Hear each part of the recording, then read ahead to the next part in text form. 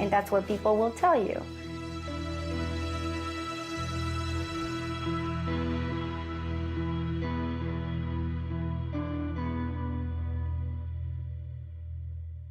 This is really good food. Chubby, Yana likes it. Cool one. We could shape it. Yana, tell us a few words about Chubby, the new tree. What? Chubby the tree. Chubby? What's the chubby is? Okay, he's the best one I've seen here. It's beautiful. I like it. It's so wide and it's so green. Let's go back to where America was before September 11th. People were more carefree. They didn't think about terrorism. They didn't think about war or attacks. That was something that always happened far away.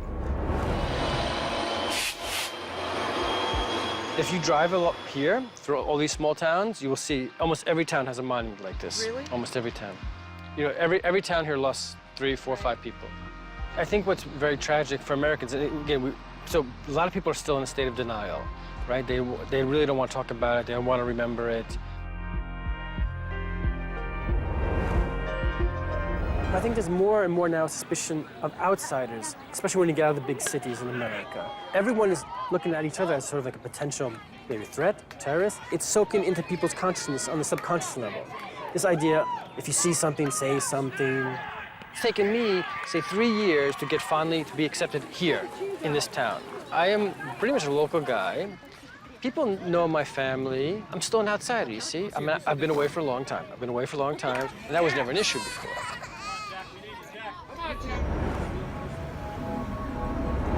We really did have a tradition, a history of rights and democracy in this country up until 9/11.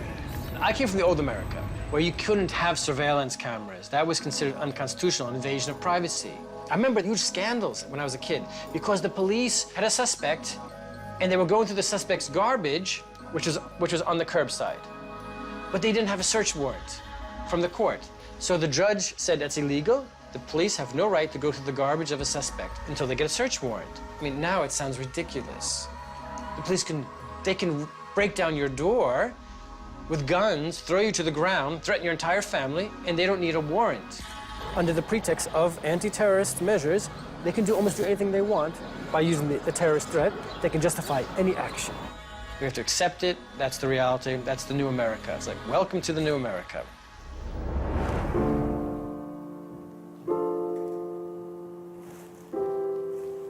Yeah, this is it.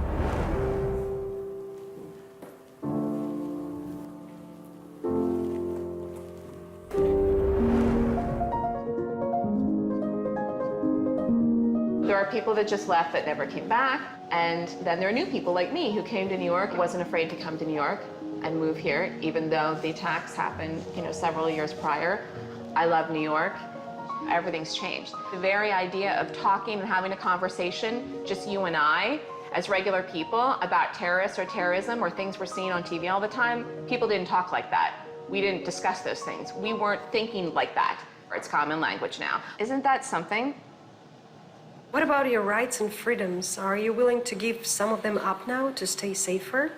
I would be okay with some of it, or maybe all of it, if it means a safer country and place to live. Because ultimately, whether someone's tapping my phone or not is not as significant as someone, bombing someone down the street when there's a marathon or a plane goes by or something like that. I mean, do you have any idea how close the helicopters get to where I live? Like, if a helicopter or plane wanted to come right now in this building, we're 61 stories high. That could happen. So I will give up that to make sure that a plane doesn't do something like it did before. And I think that's the challenge.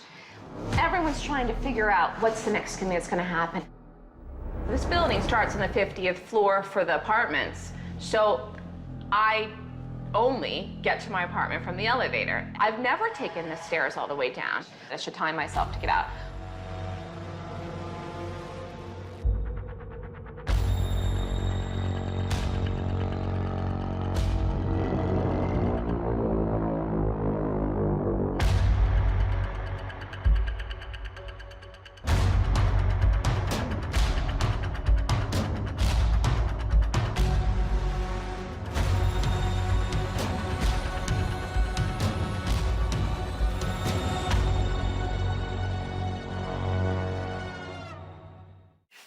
minutes, 30 seconds.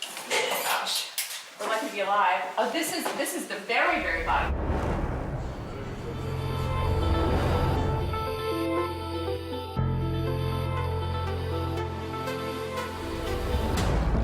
I could probably count on one hand from 9/11 till now how many times I've been on the train.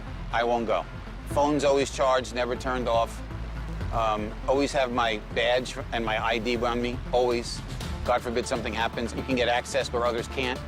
I always have a certain amount of money with me in case the ATM stopped working. I've never driven anything but a Jeep since 9/11. Because I remember saying, well, a Jeep will get over a lot of debris, so if they knock down buildings, I can get out of here. I can drive over it. I just instinctively would watch planes fly over whenever I heard them. So whenever I see a plane, and I noticed that I'm with friends and they do the same thing. Oh, and then they just watch it go by. And as soon as it's out of sight, okay. I mean, something in my head's like, all right, that's good. Plane's out of the area. I'm glad that I volunteer here at the museum. When given the opportunity to talk about the people that were lost that day, give people a first-hand account of what happened. And then when given the opportunity, talk about my friends that I lost, because their memory needs to stay alive.